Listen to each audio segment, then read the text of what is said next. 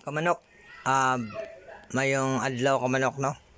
So makita ninyo kamanok no, maura gito na akong piso sod sa December. Dapat kani sila maabot na sila 100 kapin kapiso, no? 100 heads kapin kapiso.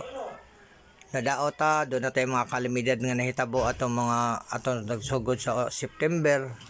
Ubay-ubay to naglumlum na ko pero wala gyud na pusa, ano, tungod sa linog. Pagkaman iabot ang tino, nasa kay daghang naglumlum niya to higayuna, nisaka ang tubig niabot sa pugaran, wala siya napusa.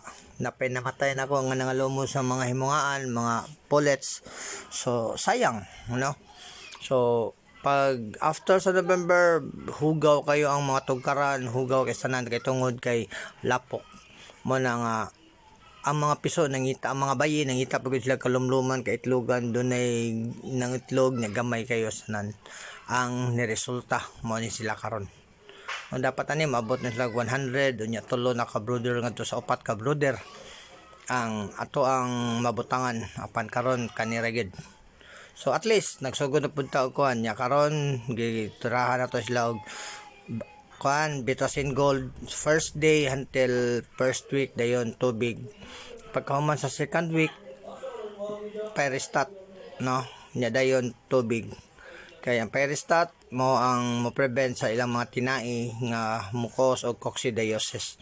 Ang coccidiosis mohatag siya og mo timaan siya sa pagsama sa tinai, mo iti ug puwa.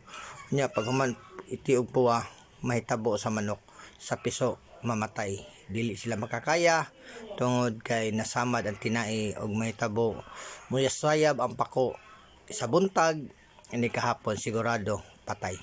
Bisan pag na-immunize sa imong manok basta makoksidiosis na, patay gid na siya. Sa third week na to ang lactamino mo na, sa sunod ana ang purga dayon sa fourth week. Daghang salamat.